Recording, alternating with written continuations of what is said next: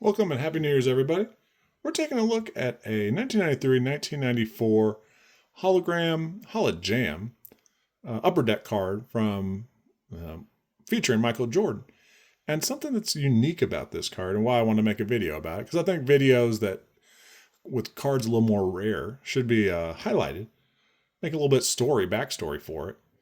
This card specifically, I've seen print runs, populations of this card in between 127,000 and 137,000, so over 100,000 copies. And the typical way of looking at this card is with the logo, the upper deck logo on the right side of the card on the front.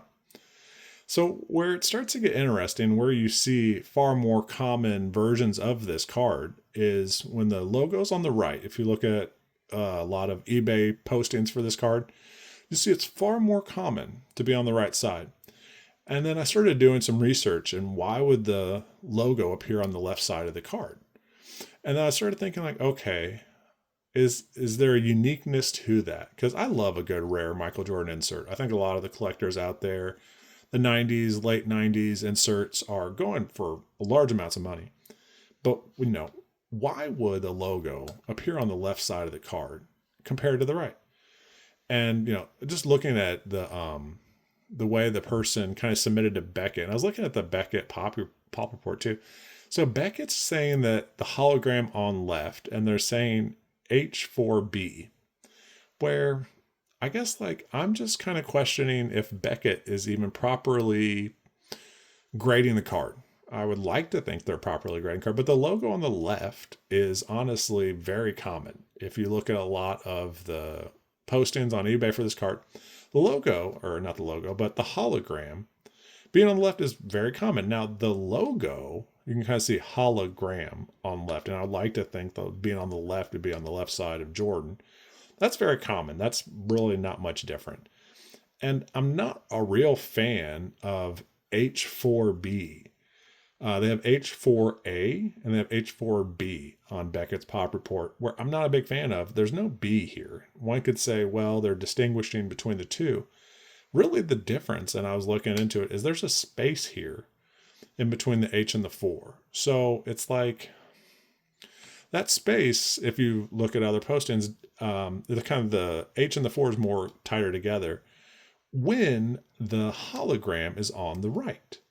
So I could see some distinguishing of these two kind of cards being different, but when the logo, upper deck logo, is on the left, you'll see far less postings for that kind of style of card. And I was looking into it. Why would the card have essentially fewer items available? And, if you look into, they call them promo cards. The 1990 has an upper deck. 1990, there's a Skybox Jordan card, and it's kind of clearly labeled promotion, sample. So there's fewer of those in you could call it population.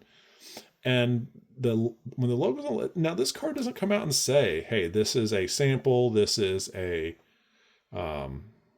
promotion card. It doesn't come out clearly and say that. If it did, it'd be I guess less intriguing. But there's 127 to 137,000 when the logo's on the right. And usually you can't find pop reports on cards if it doesn't come out in serial number on the back. But this card specifically has been widely reported. Some people have the number over 137,000. I'm seeing 127,000. It's over 100,000 when the logo's on the right. There is no real numbers behind the logo being on the left. All I can do is go off of eBay postings. And what I've asked, the Google chat, Google Gemini, ChatGPTs, and saying well, why and how much more rare does the logo being on the left make this card? And what I'm starting to realize is, if you look at eBay postings, it's drastically less, if not hardly any, with the logo on the left compared to the logo on the right. Now, the hologram appears on almost, I'd say, all the postings I've seen. So I'm just kind of getting into how much more rare is it, and is a sample promotion card how much more rare is it when that logo's on the left?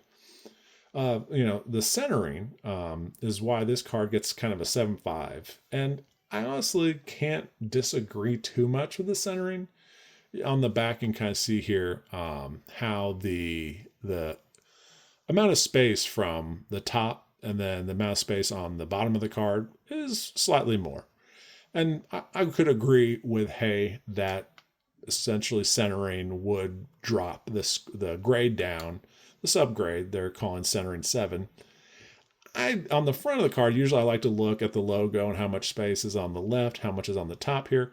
And really that space is, I would say, pretty close to being on point. You could see on the front, the amount of space from the bottom of the card. I think it's really top down. Left to right seems pretty on point, but amount of space from top down here to top down here, kind of get some looks here.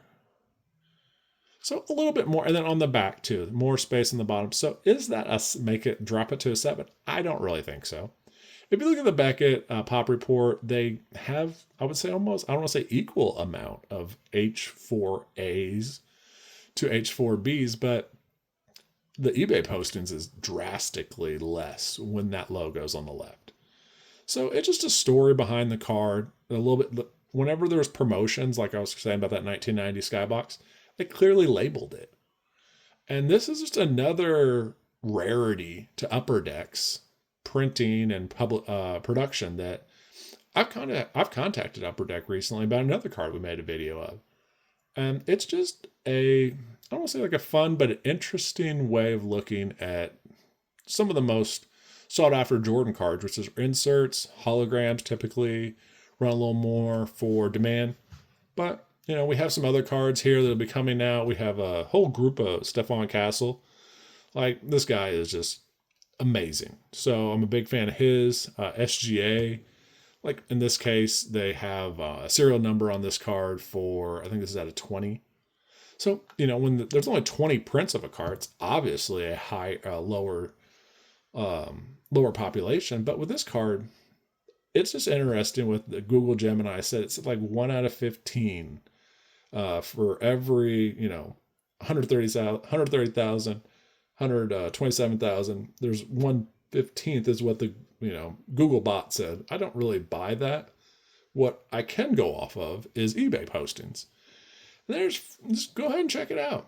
Check it out if you're into Jordan cards, if you're into rarity, and comment below if you know more information about this card, because this is kind of a conversation piece that I find super fascinating. You can see Michael Jordan cards in the back, some more rare than others. And this one right here, it may have a 9 with CGC, but it's has a serial number of 230. And where the more modern cards go down to a serial number of 20.